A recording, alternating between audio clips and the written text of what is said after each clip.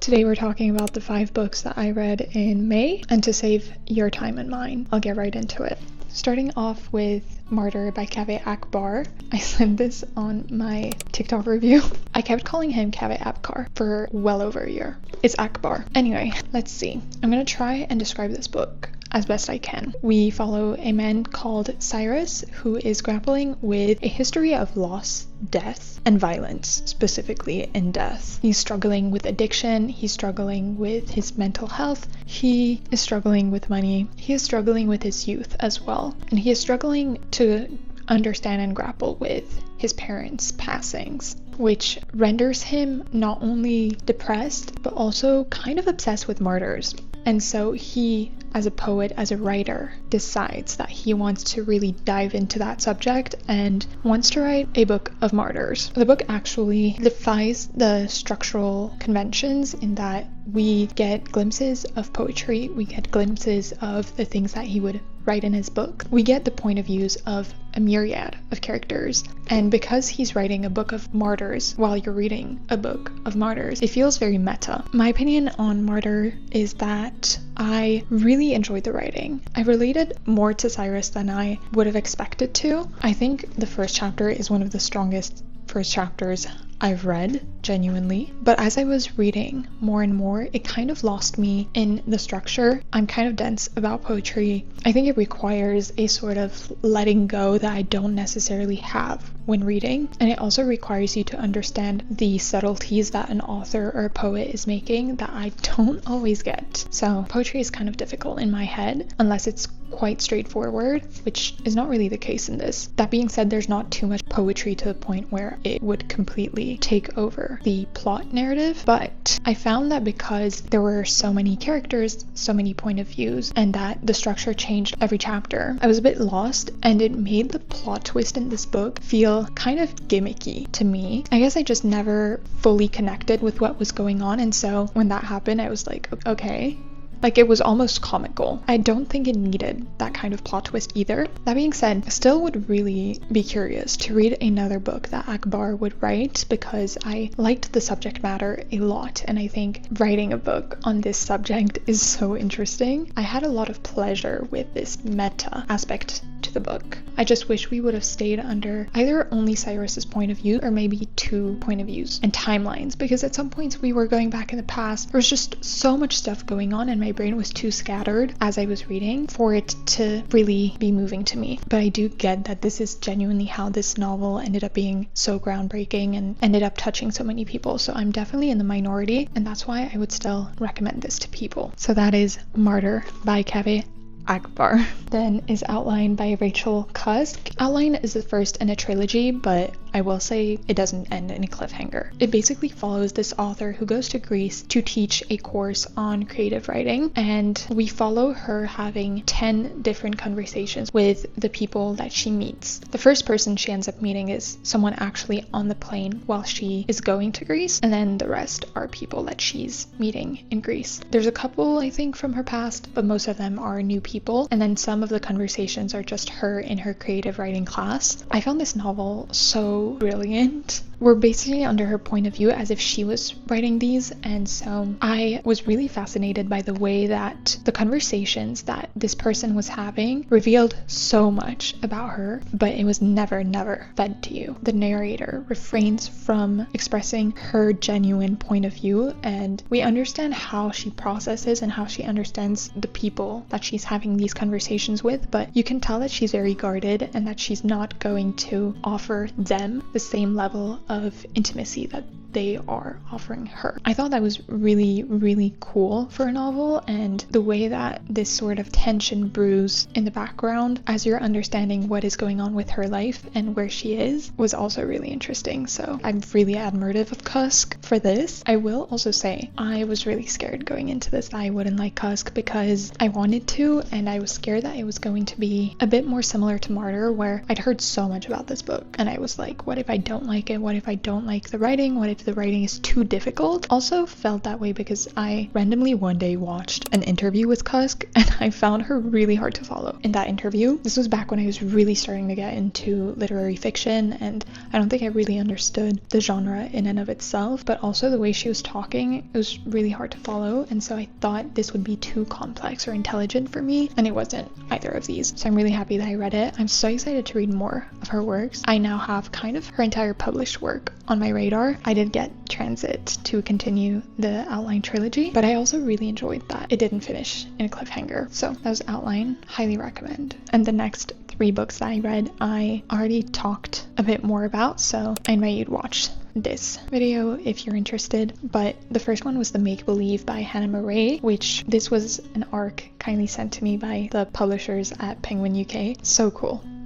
It's now out though, so if you're interested in reading this, you can. We follow Hannah Murray as she fell into a cult in her 20s. She was basically grappling with a lot of pain and a lot of mental health issues, and she was really just trying to find a way to be okay, and she ends up in this cult that makes her believe that she will be okay. And so you just kind of follow that narrative specifically. It's very straightforward in the way that it talks about these events. It's chronological. Unlike Outline and Martyr, it doesn't really defy the genre conventions of a memoir. But what I found I ended up liking most about this is there's a point in the book where she's really deep in the cult, and the cult takes over her mind, and the way that she reflected that moment through her writing, by making the writing actually lose structure and actually have this sort of frenzy, I thought was really cool and a very smart way to really show what was going on at the time. I'm always admirative of someone who's able to tell their story in a memoir, because people go into them knowing that this is people's real stories, and so I think especially with a cult story, you're going in with a more critical outlook, and I'm sure some people are going to read this and think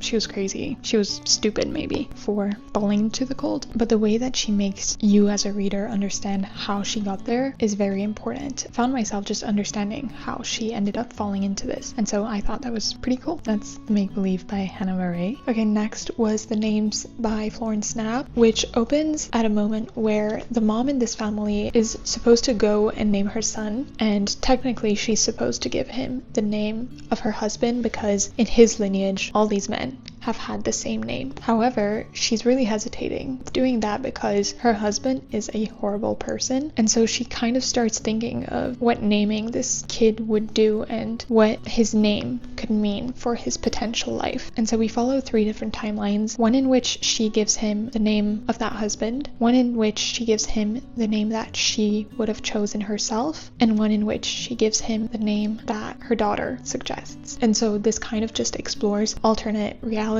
and how making one decision leads to all the things that happens in life. What I really enjoyed was that she did not shy away from darkness in this novel. We, in every single timeline, follow despair, follow sadness, follow hardships, because that's just simply the truth of life. And yet in every single timeline, we also get a silver lining, some hope, some happiness, and the balance is pretty good, although I will say most of the time it was a bit tipped towards the sadness, almost to the point where some of the sad things that happen in here felt like they didn't really need to, in my opinion, especially because we are following 3 different timelines. It makes it harder to really focus and hone in on one of these tragic events, and so when they would happen, it would feel almost like they kept happening back to back to back, and you couldn't really dive into them. So I think this genuinely could have benefited from being a tiny bit more happy, but I also found the concept really interesting, and I ended up really liking this book overall. The writing was pretty easy to understand, but it did what it needed to. I was also quite fond of the characters, although kind of like my previous point, it makes it hard to really get attached to them, because even the characters you know will have a different personality in each timeline, which is the point of the book, but then it makes getting really attached to them a bit more difficult, at least for me. So yeah, I think my main thing is that I expected this book to be a bit lighter than it was, and the cover doesn't suggest that it's going to be so hard, so definitely check trigger warnings. Like, there's so much stuff going on in this book that makes it a hard read, and I feel like because of that, it could have benefited from being a bit longer and lingering on those moments a bit more to make them be taken a bit more seriously, in my opinion, because sometimes it was a bit glossed over in a sense of like, this is just life. Like, this is what happens in life. And this is also because we, after following each timeline, jump 7 years in the future. So it makes it harder to linger. And I think I wanted to linger. That is the Names by Florence Knapp. Would recommend if you've been considering it. Just know it's a bit harder than it may sound or seem. And finally, we've got my favorite of the month, Writers and Lovers by Lily King. This book follows our main character as she is really struggling in life. She not only just lost her mother, she also has a lot of debt. She's working multiple jobs at once, just trying to figure it out. And she, most of all, really wants to be a writer, does not want to give up on that dream, but it seems like all of these hardships are pointing at her not doing that. And she ends up meeting 2 men and having this sort of love triangle situation with these 2 men. I went into this expecting to like it, but I was honestly mostly going into it so I could read Hard to Love Her by Lily King, which I ended up reading since, but I'm not going to spoil my opinions because you will get to see them next week, hopefully. I really, really love this novel. And I really love this novel partly because of the characters, genuinely. Whether it was our main character or the 2 men in the love triangle or even the bigger cast of characters, I just really love the way the story was told. The characters and how they processed and what they said, what they did, and also the distance, because Lily King has this very interesting prose where she does not waste time. It's pretty straightforward in its narration. It's definitely more telling rather than showing, and so it creates this sort of distance between the reader and the characters or the story, but I really, really enjoyed that, and I thought it worked so well for this story specifically. I was relating to the main character. I fell in love with one of the 2 men in this book. Genuinely didn't expect to. I don't know why this character felt so important to me, but he did. And I really liked all the subjects that it tackled and the way it tackled them. It's really funny because I was just complaining about the names not going deep enough, and I could say the same thing for this one, but for some reason it just worked so well, and it was exactly what I wanted in that moment, and I couldn't put it down when I was reading it. It was hard to read because I'm kind of in a reading slump that makes it hard to read, but when I was reading I couldn't stop, and I even read the last like 150 pages in one sitting, which for me is kind of unheard of. I can read 150 pages in a day, but in one sitting, no. This I did. Would highly recommend this one. I dog-eared pages. It just felt so special in the moment when I was reading it, and I think it explored subjects that I was subconsciously thinking about a lot, and it gave me this sort of liberation feeling. So I'm really thankful that I read it, and that I read it at this time, and that it found me at this time, because it was what I wanted and it was what I needed. And those were all 5 of my May reads. Slower month for me, like I said. Kind of in a reading slump, but I still had a pretty solid reading month overall. So really it goes to show that sometimes reading is not the easiest thing to do, but I can still enjoy it. I guess. I don't know. But yeah, that's it from me. I'll see you next week for another reading vlog, so look forward to that one. Especially because, spoiler, you got to choose what I am reading. See you soon. Bye.